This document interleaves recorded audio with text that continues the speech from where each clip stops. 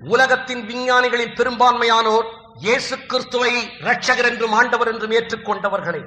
இவர்களில் பலரும் கிறிஸ்தவ குடும்பத்தில் பிறந்ததினால் இயேசு கிறிஸ்துவை ஏற்றுக்கொள்ளவில்லை, கிறிஸ்துவே தேவன் என்று கண்டுகொண்டதினால் இயேசு கிறிஸ்துவை ஏற்றுக்கொண்டவர்கள். கவனியுங்கள், உலகத்தின் பெரும்பான்மையான விஞ்ஞானிகள் நானே உலகத்திற்கு வெளிச்சமாயிருக்கிறேன் என்று அறிவித்த இயேசு கிறிஸ்துவின் ஒளிப்பட்ட தேசங்களிலிருந்துதான் எழும்பியிருக்கிறார்கள். அப்படியே மற்ற தேசங்களில் விஞ்ஞானிகள் எழும்பியிருப்பார்கள் என்றால் இயேசு கிறிஸ்துவின் ஒளிப்பட்ட தேசத்தில் போய் தங்கள் ஒளியை ஏற்றிக் கொண்டு வந்தவர்கள் தான் இன்றைக்கு பிரகாசித்துக் கொண்டிருக்கிறார்கள். காரணம், நானே உலகத்திற்கு வெளிச்சம் என்று சொன்னவர் நம்முடைய ஆண்டவராக இயேசு கிறிஸ்து. கிறிஸ்தவம் விஞ்ஞானிகளுடைய மார்க்கம். விஞ்ஞானிகள் எதையும் உணர்ந்து அறிந்து சரியாயிருந்தால் தான் ஏற்றுக்கொள்வார்கள். தங்களுடைய மூளையினால் ஏற்றுக்கொள்ள முடியாததை அவர்கள் ஏற்றுக்கொள்வது இல்லை.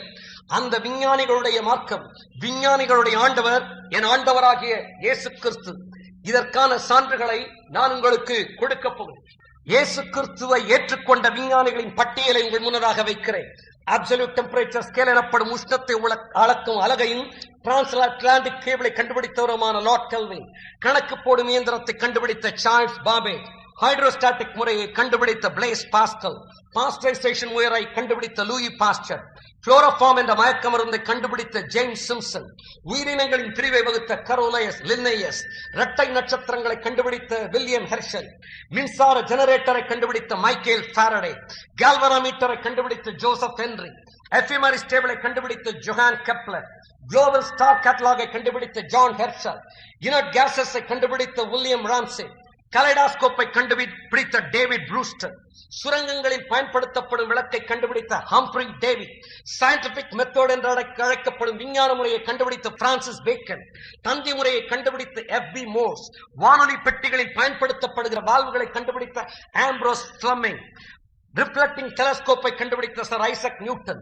ஆன்டிசெப்டிக் சர்ஜரி என்ற முறைக்கு தந்தை என்று அழைக்கப்படுகிற ஜோசப் லிஸ்டர், கேஸ் டைனமிக் முறையை வகுத்த நவீன விஞ்ஞானத்தின் தந்தை ராபர்ட் பாயில், எலக்ட்ரோ டைனமிக்ஸை கண்டுபிடித்த ஜேம்ஸ் கிளார்க் மேக்ஸ்வெல், பூச்சிகளை குறித்த விஞ்ஞானத்தின் தந்தை என்று அழைக்கப்படுகிற ஹென்றி ஃபேபர், கிளேசியல் ஜியாலஜியை கண்டுபிடித்த லூயி அகாசிஸ், ஹைட்ராலிக்ஸ் முறையை கண்டுபிடித்த லியோனோ டார்வின்சி, ஹைட்ரோகிராஃபி முறையை கண்டுபிடித்த மேத்யூ மௌரி, நேச்சுரல் ஹிஸ்டரி முறையை வகுத்த ஜான் ரே, பாலியாண்டாலஜி முறையை வைத்த ஜான் வுட்வர்ட், கலோரிமீட்டரை கண்டுபிடித்த ஜேம்ஸ் ஜூட், ஸ்ட்ராட்டிகிராஃபி முறையை கண்டுபிடித்த நிக்கோலஸ் டெனோ, கம்பேரிட்டிவ் அனாட்டமி முறையை கண்டுபிடித்த ஜார்ஜ் குவியர். இவர்களுடைய பெயரையும் நான் இதற்கு கொடுத்த குறிப்புகளை வைத்து இவர்கள் எல்லாம் விஞ்ஞானிகள் என்று நீங்கள் அறிந்திருப்பீர்கள். இவர்கள் எல்லாம் இயேசு கிறிஸ்துவை தங்கள் சொந்த இரட்சகர் என்றும் ஆண்டவர் என்றும் ஏற்றுக்கொண்ட தேவனுடைய பிள்ளைகள். கிறிஸ்தவம் விஞ்ஞானிகளுடைய மார்க்கமாகும். கிறிஸ்தவ விசுவாச விஞ்ஞானிகளின் பட்டியலை அடுக்கிக் கொண்டே போகலாம். விஞ்ஞான உலகம் போற்றும் விஞ்ஞானிகளுள் தலை சிறந்தவர் சர் ஐசக் நியூட்டன் ஆவார். பல விஞ்ஞான விதிகளை கண்டுபிடித்த சர் ஐசக் நியூட்டன் கிறிஸ்தவத்தில் ஆழ்ந்த நம்பிக்கை கொண்டவர். விஞ்ஞான விதிகளை பலவற்றை கண்டுபிடித்த சர் ஐசக் நியூட்டனிடம் ஒரு கேள்வி கேட்கப்பட்டது. எப்படி இவ்வளவு விஞ்ஞான விதிகளை நீங்கள் கண்டுபிடித்தீர்கள் என்று கேட்டபோது அவர் பின்வருமாறு கூறினார். அவர் சொன்னார், நான் தெய்வ நம்பிக்கையுடையவன். நான் இயேசு கிறிஸ்துவின் சொந்த ரட்சகராகவும் ஆண்டவராகவும் ஏற்றுக்கொண்டு ரட்சிக்கப்பட்டவன். ஆண்டவர் ஒருவர் தான் இந்த உலகத்தை எல்லாம் சிருஷ்டித்திருப்பார் என்றால் அவர் சில விதிகளின்படி இவ்வுலகத்தை உருவாக்கி இருப்பார் என்று இவ்விதிகளுக்காக தேடி நான் ஆராய்ச்சி செய்தேன். ஆகையால் அவற்றை கண்டுபிடித்தேன். சர் ஐசக் நியூட்டன் விஞ்ஞான விதிகளை கண்டுபிடித்ததற்கு காரணம் என்னவென்றால் இயேசு கிறிஸ்துவின் பேரில் இருந்த நம்பிக்கை. ஆனால் ஒரு சிலருக்கோ விஞ்ஞான விதிகளின் மேல் நம்பிக்கை வந்தவுடனே ஆண்டவர் மேல் நம்பிக்கை போய்விடுவது பரிதாபம். விஞ்ஞானத்தை விட இறையியலில் தான், விஞ்ஞானத்தின் பாதபடியில் அவர் உட்கார்ந்திருந்த நேரத்தை விட ஆண்டவராகிய இயேசு கிறிஸ்துவின் பாதபடியில் உட்கார்ந்திருந்த நேரம் தான் அதிகம். எப்படி சொல்லுகிறீர்கள் என்கிறீர்களா? விஞ்ஞானத்தை குறித்து சர் ஐசக் நியூட்டன் எழுதின வார்த்தைகள் 10 லட்சம். ஆனால் தேவன் உங்கள் கையிலும் என் கையிலும் கொடுத்திருக்கிற பரிசுத்த வேதாகமத்தை குறித்து தலை சிறந்த விஞ்ஞானியான சர் ஐசக் நியூட்டன் எழுதின வார்த்தைகள் 14 லட்சம். காரணம், விஞ்ஞானிகளுடைய மார்க்கம் கிறிஸ்தவம். நாங்கள் சொல்லவில்லை, கிறிஸ்தவர்கள் என்ற பெயரின் போர்வையிலே சொல்லவில்லை. தலை சிறந்த விஞ்ஞானி சொல்லுகிறார். அரசியல்வாதிகளும் உலக தலைவர்களும் மனிதர்களால் ஏற்படுத்தப்பட்டவர்கள். அப்போஸ்தலர்களும் தீர்க்கதரிசிகளுமோ தேவனால் அனுப்பப்பட்டவர்கள். அவர்களின் சுவிசேஷத்தை உலகின் எந்த சக்தியாலும் அழிக்க முடியாது. வானவெளி களத்திலே சென்று சந்திரனில் நடந்தவர்கள் உலகத்தில் 12 பேரே ஆவர். அவர்களில் ஒருவர் ஜிம் இர்வின். சந்திரனிலே சந்திர ஊர்தியை ஓட்டியவர் இந்த ஜிம் இர்வின். இவர் சொல்லுகிறார், மனிதன் சந்திரனில் நடந்தான் என்பதை விட ஆண்டவராகிய இயேசு கிறிஸ்து இந்த பூமியில் நடந்தார் என்பதே உன்னதமானது. தலை சிறந்த விஞ்ஞானிகள் ஏற்றுக்கொண்டவர் என் ஆண்டவராகிய இயேசு கிறிஸ்து. வானவெளி வீரர்கள் இரட்சகராக கண்டவர் என் ஆண்டவராகிய இயேசு கிறிஸ்து.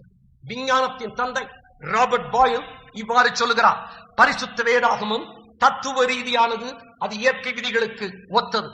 பூச்சிகளை குறித்து விஞ்ஞான பிரிவின் தந்தை என்று அழைக்கப்படுகிற ஹென்றி ஃபேபர் தெரிவிக்கிறார், தேவன் இல்லாமல் நான் எதையும் புரிந்து கொள்ள முடியாது.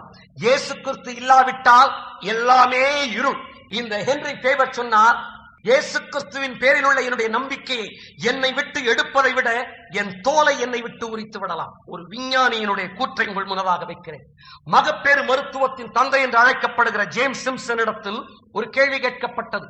ஜேம்ஸ் சிம்சன் அவர்களே, உங்களுடைய மாபெரும் கண்டுபிடிப்பு எது என்று உங்களால் சொல்ல முடியுமா என்று சொல்லி ஜேம்ஸ் சிம்சன் சொன்னார், என்னுடைய கண்டுபிடிப்புகளிலே எதை நான் மிகவும் பெரியதாக கருதுகிறேன் என்றால், நான் ஒரு பாவி, இயேசு கிறிஸ்துவே என் இரட்சகர் என்பதே என்னுடைய கண்டுபிடிப்புகளில் உயர்ந்ததாய் நான் கருதுகிறேன் என்று தெரிவித்தார். ஹல்லேலூயா, ஹல்லேலூயா.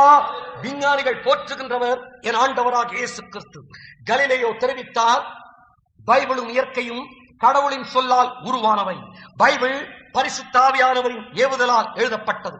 நம்முடைய நாட்களில் வானளாக வளர்ந்திருப்பது வானவெளி ஆராய்ச்சி. இந்த வானவெளி ஆராய்ச்சிக்கு வித்திட்டவர் வேர்னர் வான் பிரான் என்ற விஞ்ஞானி ஆவார். இவர் கூறுகிறார், மனிதர்கள் வானவெளி காத்தில் பறப்பது ஒரு சாதனை. ஆனால் இந்த வானவெளி ஆராய்ச்சி மனித சமுதாயமானது அளவிட முடியாத வானவெளியை காண்பதற்கு ஒரு சிறிய கதவாக திறந்துள்ளது. இந்த சிறிய கதவின் வழியாக வானவெளியின் அளவிட முடியாத ரகசியங்களை நாம் பார்க்கும் போது, இவற்றையெல்லாம் படைத்த சிருஷ்டி கர்த்தாவாகிய ஆண்டவராகிய இயேசு கிறிஸ்துவின் மேல் நமக்குள்ள நம்பிக்கை உறுதிப்படுகிறது என்று சொல்லி வானவெளி ஆராய்ச்சிக்கே வித்திட்ட வேர்னர் வான் பிரான் தெரிவிக்கிறார்.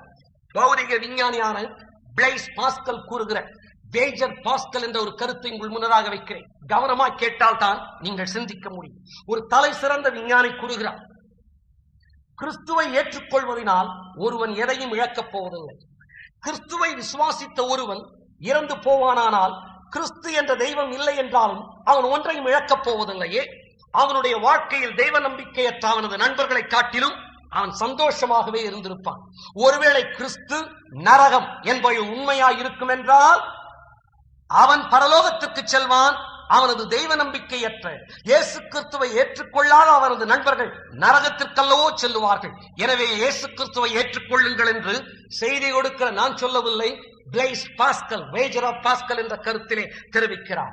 லார்ட் கெல்வின் பௌதிக விஞ்ஞானி தெரிவிக்கிறார், நீங்கள் நன்றாய் சிந்திப்பீர்கள் என்றால் விஞ்ஞானம் உங்களை கடவுள் உண்டென்று நம்ப வைக்கும். ஆல்பர்ட் ஐன்ஸ்டீனை தெரியாதவர்கள் ஒரு சிலரே இருக்க முடியும். அவர் தெரிவிக்கிறார், எந்த மனிதனும் இயேசு என்ற ஒருவர் வாழ்ந்தார் என்பதை மறுக்க முடியாது. சுவிசேஷங்களை வாசிக்கும் போது இயேசு கிறிஸ்துவின் பிரசனத்தை உணராமல் யாராலும் இருக்க முடியாது. அவருடைய ஆள் தத்துவம் சுவிசேஷத்தின் ஒவ்வொரு வார்த்தையிலும் துடிக்கிறது. நான் ஒரு யூதன், ஆனால் ஒளிவிட்டு துலங்கும் அவருடைய உருவத்தினால் நான் வியப்படைந்து நிற்கிறேன் என்று இந்த விஞ்ஞானி தெரிவித்ததற்கு காரணம் என்னவென்றால், இயேசு கிறிஸ்துவே ஆண்டவர், இயேசு கிறிஸ்துவே இரட்சகர் என்பதற்கு காரணமாகும். சாமுவேல் எஃப்.பி. மோர்ஸ் தான் இன்றைக்கு தந்தி முறையை கண்டுபிடித்தவர். இவர் தான் மரிப்பதற்கு முன்னதாக சொன்ன வார்த்தையை வாசிக்கிறேன், கேளுங்கள். நான் என் பயண பாதையின் முடிவை நெருங்க நெருங்க பரிசுத்த வேதாகமம் தேவனால் உண்டானது என்பதை இன்னும் தெளிவாக உணர்ந்து கொள்ளுகிறேன். விழுந்து போன மனிதனுக்கு இயேசு கிறிஸ்து வைத்துள்ள மகிமையான பரிகாரத்தை இன்னும் நன்றாக அறிந்து கொள்ளுகிறேன். என் எதிர்காலம் நம்பிக்கையாலும் சந்தோஷத்தாலும் ஒளிபெறுகிறது என்று சொல்லி எஃப்.பி. மோர்ஸ் தெரிவித்தார். ஏன் எஃப்.பி. மோர்ஸ் என்ற விஞ்ஞானியின் எதிர்காலம் நம்பிக்கையாலும் மகிமையினாலும் சந்தோஷத்தினாலும் ஒளிபெறுகிறது?